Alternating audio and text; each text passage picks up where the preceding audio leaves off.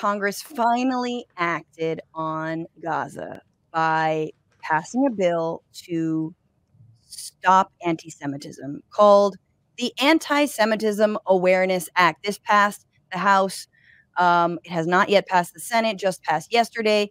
And it would require the Department of Education to use the International Holocaust Remembrance Alliance's definition of anti-Semitism when determining if an act of discrimination against students violates federal statutes. So again, it is redefining discrimination to include this one particular definition of anti-Semitism.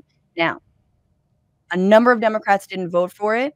Pramila Jayapal was one who said this definition of anti-Semitism is very broad. There were other Jewish congresspeople who also didn't vote for it, saying the same thing.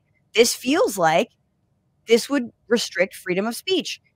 At the same time, the freedom of speech is being restricted on college campuses across this country. So very interesting, but at least these 70 congresspeople, including some Republicans that I'll get to, voted against it. And also we'll talk about the other two anti-Semitism acts that are coming down the pike. But okay, so why is this controversial is because the definition of anti-Semitism, according to the Holocaust Remembrance Alliance, which sounds like a great alliance, like, yes, let's remember the Holocaust. This should be an easy thing. However, the kinds of definitions that they have in there show that they clearly conflate criticism of Israel with anti-Semitism, as per Anthony's remarks earlier. One of them is, this is anti-Semitic according to them, denying the Jewish people their right to self-determination. Okay, that's fine. Example, by claiming that the existence of the state of Israel is a racist endeavor. So that I think is problematic because the state of Israel, by demographically excluding and deliberately policing and occupying Palestinian land and preventing them from becoming full citizens of Israel, and denying them a country of their own, is pretty fucking racist. Like, it's pretty racist to say, hey, if you're Muslim, you drive on this road, and if you're Jewish, you drive on that road. It is an apartheid system based on religion and ethnicity, and calling that racist, as Ta-Nehisi Coates recently did, Democracy Now!, he goes, I went to the West Bank. As a Black American, I have no problem identifying exactly what this is. It's a two-tiered system of living. So that would be deemed as anti-Semitic if you point out that Israel is racist. Another thing, drawing comparisons of contemporary Israeli policy to that of the Nazis. Now, here's what's funny to me about this. If you even need to say this, the question would be like, wait, why would anyone draw that comparison? Like, why would anyone compare Israel to the action of the Nazis? I don't know, but write it down. Exactly. But you can't say it. Don't even think it. Well, now I'm thinking about it. Maybe I should Google this. Maybe I should look into it a little bit more. So that's considered anti-Semitic, obviously. And we've seen, like, I am not someone who, like, and again, back to the point of every movement is going to have a banner you don't like or a sign you disagree with. And for me, that sign was always the Jewish, the Israeli flag with a swastika in the middle instead of the Star of David. I was like, that feels like we don't need to do that. It feels like a bridge too far, even though some of the behavior is incredibly, ethno-nationalist, right? And it is calling, these are Israeli officials openly call Palestinians, like subhuman and animals, and this is what they deserve, and violence is the only language they understand. It is not, again, it is a different contour than the Holocaust, but one could see that their comparison is there. That was a Holocaust. This is absolutely a genocide. So erasure is the point. There's no, hey, maybe there'll be an after this. No. Erasure in the minds of many Israelis, especially in the government, that's the point. So, and then finally, I don't mean to make this so long, but holding Jews collectively responsible for the actions of the state of Israel, that I might agree with. I think that actually is anti-Semitic. Like, it's pretty crazy. That is. I don't want no part of that shit. Don't put that in the thing. Exactly. You gotta be kidding me. But what's crazy about that is, like, this is openly admitting. So in the same breath, this alliance conflates Israel and Judaism. and right, and says Well, if you criticize Israel, that's the design. you're effectively saying that Jews don't have self-determination. But also, it's anti-Semitic to blame Jews for the actions of Israel, which I would agree is anti-Semitic. But then you just conflated them Right. by saying, like, so you see what I'm saying? You can't have it both ways. And so that's why a lot of progressives voted against it. Anyway, I want to stop down and get your thoughts, both of you. It's purposeful confusion. This is all purposeful confusion. To me, I see this as another layer, and there's this layer of rhetorical subterfuge going on. There's creating layers upon. It's like making a croissant or a really good pie. You're putting all this cold butter between each layer of the dough, right? Because you want to flake it up, and so we're all getting flaked and puffed up. Right? Like puff pastry. We're getting puff political pastry happening where not only does it's not as delicious either. It's not, there's no volume there's no actual volume to it. It's completely flaky when you look into it. And at the end of the day, the design is a political design. And this is what I don't understand. It is a political design. This is a government that has policies. Those policies might be ethnocentric, whatever. You can argue there's tons of ethnocentric policies amongst a variety of governments. It has nothing to do with it. It has to do with tying the United States. This has been going on since forever, but I would say in active measure since the first Gulf War.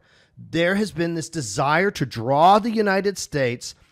I would recommend everyone watch The Pope of Greenwich Village. Eric Roberts is Israel in The Pope of Greenwich Village. Okay. It is a dysfunctional figure. It's a deep cut. I like who that. keeps drawing you into their dysfunction, and there is no bottom to it. And so, and the second part, just to say, is all this stuff, this speech, this is political calculation that has been brought on partially by Nikki Haley and this fiction that some political strategists have created about Florida.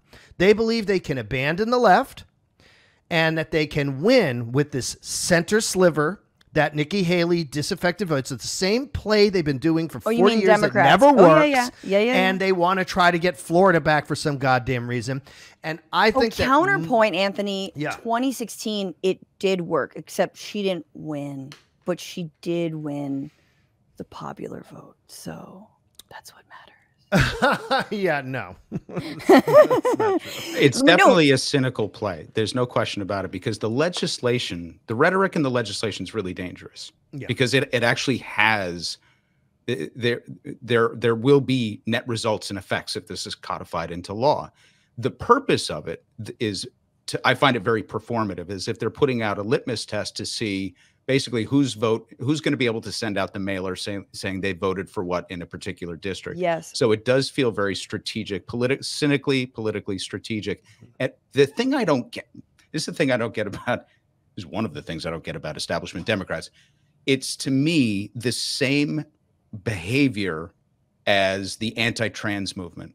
Because it's coming from the same place. There's no real belief system there. And I think if you were to press people to it, first of all, they're so ill-informed and so ahistorical about all of this.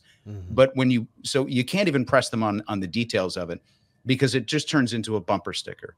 And it's basically saying, we're going to float this.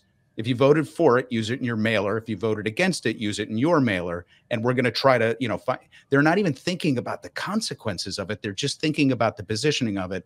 And I think it's almost like we've inflated the danger in this moment because it's an election year. Yeah. But they failed with the anti-trans stuff on the Republican side. The Democrats are kind of doing the same thing. They don't get that this shit's not resonating. Like, it's really not moving the needle on votes. If anything, it's doing them a disservice, because people are like, that's too overtly hateful. Well, and it's also trying to. It's a weird moment. It's a weird moment for, I think, Jewish Americans who do identify as openly Zionist, right? Because if you are voting purely on Israel policy, you would vote Trump. Because who's going to be more bloodthirsty than Trump? Nobody, right? I mean, now this is all hypothetical because Biden's pretty fucking bloodthirsty.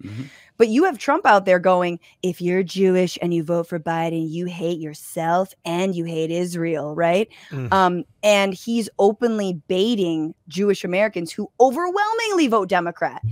And to me, Max, I think that these lawmakers don't want the Israeli lobby on their ass. We've seen the money that's coming after the squad. It continues to come after them, even though Summer Lee did win her primary election, which was really important. But they don't want that smoke. They don't want the smoke. I mean, Anthony, it's like staying quiet in Hollywood, but imagine that instead you have like millions of dollars coming at you. Well, yeah, and also it's not lost on me that so many of these Instagram sort of IDF defenders also seem to have book tours and books coming out at the same time. It's just a bizarre confluence of events that everyone has a fucking book coming out at the same time that they're posting 15 times a day. I do want to say about Trump, and this is not a defense of Trump in any way, but I've said this a few times, and I really do believe it. Although I do believe that he passively would be as terrible, if not worse, than Biden when it comes to Israel in terms of policy or looking the other way or whatever. Trump is notoriously afraid of war. He's afraid of missiles. He is afraid. If you think about it, in the 4 years, he bombed an airport runway that was abandoned. Yeah. And I think he did one other thing. He took out Qasem Soleimani. That was pretty big strike. I think did he take him out, or did someone go, hey, we're going to do this after the fact? That would be my guess. We're letting you know. Israel's letting you know. And I think that this is not like, oh, he'd be great, but I'm saying I do think that he's so afraid. A narcissist as deep as him is terrified of nuclear war, terrified of any of that stuff happening. And I just think that, honestly, he would probably be bad in other ways in terms of creating strategic problems with other supposed defense paradigms that we want to reinforce. But this all has to do also with all these old established interconnected relationships that are falling apart, and that people, this is the last thing I'll say, this is the most we've ever seen ourselves. We are broadcasting in ways we've never been able to do, even 10 years ago. Humanity has to reflect on the fact that a lot of things that occurred in the past that we cite as, well, but this happened, and so, I mean, what Israel's doing is better than what that did or whatever.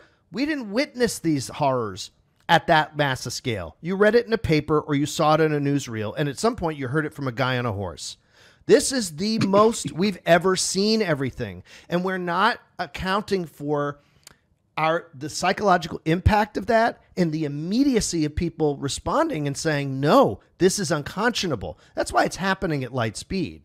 No, but I agree with that 100%, but I also want to just push back and say that like military experts, historians, everyone who's assessed the damage, I mean, how many nuclear bombs has the destruction in Gaza been the equivalent of? It's something like, like 2 I or think 3. It's 3 Nagasaki's. It's like exactly. And so like the scale is quite I think that the line in the modern era, the scale is unprecedented. What's going on, Frantifa? If you haven't already, subscribe to this channel right now. Hit that button. And also, you can become a patron and support the show every single week. Get access to bonus episodes and exclusive merchandise. Patreon.com/bitchuationroom. Do it.